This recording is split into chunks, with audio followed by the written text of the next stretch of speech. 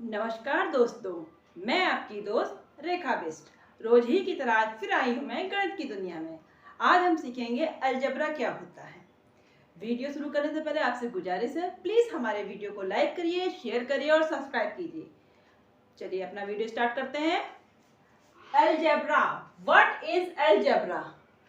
A type of mathematics in which letter and symbols are used to represent numbers, that is called algebra. समझते हैं इसको?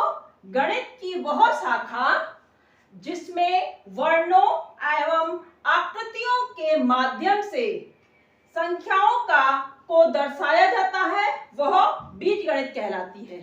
चलिए इसको थोड़ा सा और एलोबरेट करते हैं। अलजेब्रा में जब भी हम कोई इक्वेशन लिखते हैं तो उसमें हमें दो चीजें दिखाई देती है। कौन सी? एक होती है वेरिएबल्स या फिर उसको हम लिटरल्स भी बोलते हैं, दूसरा होता है कांस्टेंट्स। यहाँ पर वेरिएबल क्या है और कांस्टेंट क्या है, चलिए इसको समझते हैं।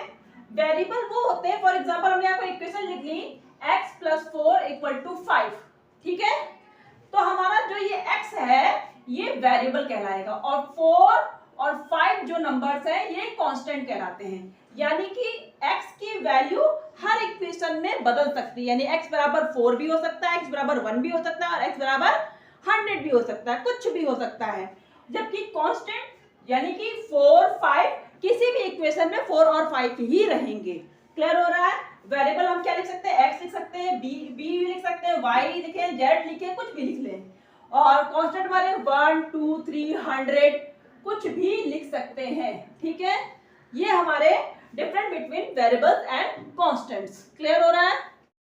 यहाँ पर हम आपको कुछ चीजें बताना आवश्यक समझते हैं। जो हमारी अलजेब्रिक एक्सप्रेशन होती है वो लगभग 4 प्रकार की होती है। कौन कौन सी? नंबर 1 पे हमारा मोनोनोमियल, दूसरा है बाइनोमियल, तीसरा है ट्राइनोमियल और चौथा है पॉलिनोमियल्स। क्लियर?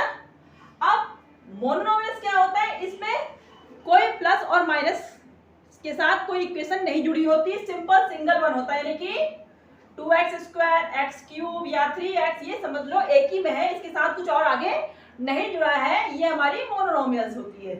बाइनोमियल्स क्या होती है? इसमें दो होंगे नंबर्स, यानी कि एक नंबर ये बीच में प्लस लगा और फिर दूसरा नंबर ये। क्लियर हो रहा है? 1 और 2, तो ये हमारी बाइनोमियल। नीचे वाला नंबर भी है 4x² + 3x, ये भी 1 और ये वाला 2, बीच में प्लस का निशान लगा है, ठीक है? ये हमारी बाइनोमियल्स है। चलिए इसी तरह से ट्राइनोमियल में 3 चीजें होंगी। 3 कैसे होंगी? tan 1 हो जाएगा, x दूसरा हो जाएगा, y तीसरा, ये ट्राइनोमियल होगा। जैसे 1 + x + x² में भी 3 है, 1, 2 और ये 3।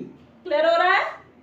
अब बचता हमारा लास्ट पॉलिनोमियल्स। पॉलिनोमियल्स क्या होते हैं? 3 से ज्यादा, 4 भी, 5 भी, 6 भी, कितने भी हो वो नंबर क्या कहलाते हैं? पॉलिनोमियल्स।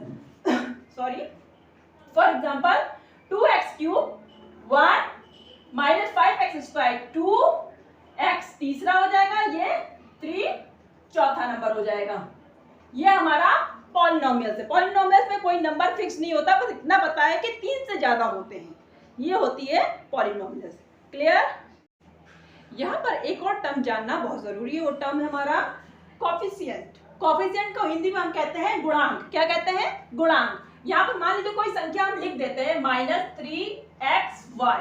अब अगर हम पूछें -3 का कोफिशिएंट क्या होगा? अगर हमने पूछा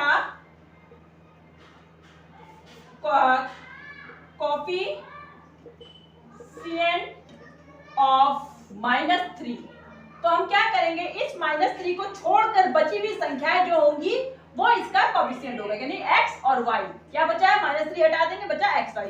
इसी तरह से अगर हम पूछे कोफिशिएंट ऑफ x का, यहाँ पर x है, अब इस x को छुपा देंगे, बची हुई संख्या -3 और y। क्या बची है? -3 और y x का कोफिशिएंट है। क्लियर हो रहा है? इसी तरह से अगर हम कोफिशिएंट ऑफ y पूछेंगे तो y क्या होगा? y को हम छुपा देते हैं, बची संख्या क्या है? -3 और x, -3 और x, ये इसका कोफिशिएंट है। क्लियर हो रहा है बच्चों? चलिए अब कुछ अलजेब्रिक एक्सप्रेशन के सवाल सॉल्व करने का प्रयास करेंगे हम लोग। यहाँ हमने लिखा है इफ x = 1, y = 2, तो हमें निकालना है 3x प्लस 4y की वैल्यू क्या होगी। कैसे करेंगे? अब ये 3 और x के बीच में कोई सिग्नेचर नहीं है, कोई साइन नहीं है, इसका मतलब क्या है, इनके बीच में गुणा, यानी कि 3 मल्टीपल x। क्लियर?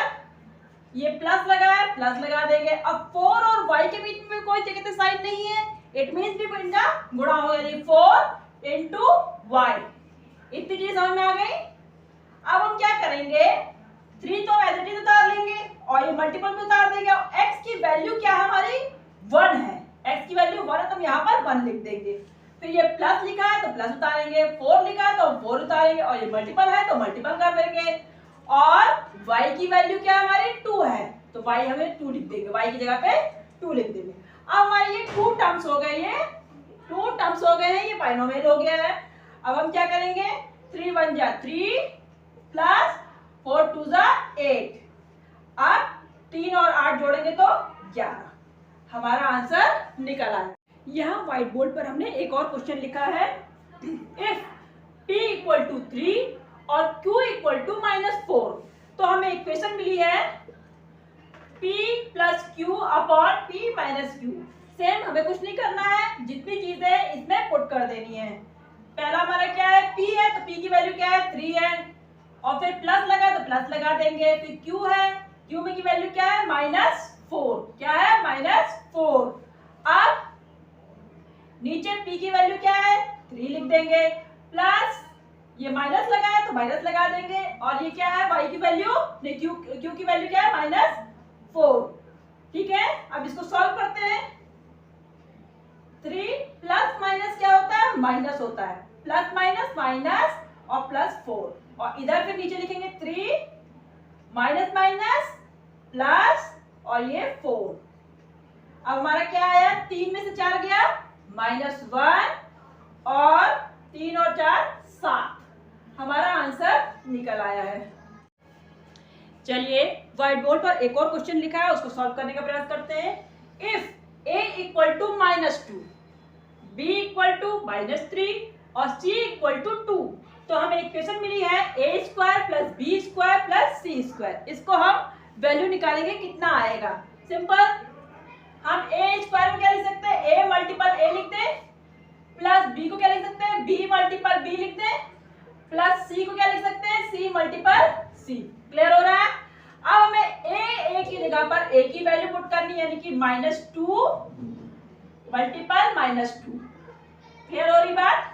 अब ये प्लस लगा तो प्लस लगा देंगे। अब b, दोनों b जगह पे हमें b की वैल्यू पुट करनी है, -3। क्या करेंगे हम लोग, -3 मल्टीप्लाई -3, और फिर हमारा साइन कौन सा है, प्लस का है। अब c इंटू c है तो हम c की वैल्यू करेंगे 2 इंटू 2। इतनी चीज समझ में आई। आई होप आप लोग समझ रहे होंगे जो हम समझाना चाह रहे हैं। अब हमारा फर्स्ट टर्म ये हो गया, सेकंड टर्म ये हो गया, ये थर्ड टर्म हो गया, यानी कि ये ट्राइनोमियल है। और ट्राइनोमियल में पहले हम फर्स्ट वाले को पकड़ते हैं। माइनस माइनस क्या होता है, प्लस होता है, माइनस माइनस क्या होता है, प्लस होता है, और 2 2 जा 4। अब माइनस माइनस क्या होता है, प्लस होता है, तो क्या हो जाए, 3 3 जा 9, यानी +9। अब ये प्लस है तो प्लस लगा देंगे, 2 2 जा 4। सिंपल, अब तो आसान हो गया। 4 4 8 होता, 8 में 9 जोड़ेंगे 8 17। हमारा आंसर 17 निकल आया है।